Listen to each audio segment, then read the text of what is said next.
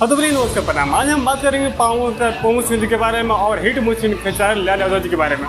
तो दोनों star back to back गाना छोड़ रहे हैं, देवी सॉन्ग अब बैक टू बैक हिट भी हो रहा है। तो शुरू कर लेते हैं बड़े भैया पावन स्टार पोमू सिंह के गाने में। उनका गाना आया कल नहीं बल्कि परसों और उनका बोल नाम बाप फिल्म को इसको रिलीज किया गया। यहाँ आप देख सकते हो उसका व्यू और यहाँ पर लाइक और यहाँ पर कमेंट। आज आया है दुलारी में एरिया वेब म्यूजिक से। गाना जो है अब तक जो है 11 घंटे प्लस हो चुका है।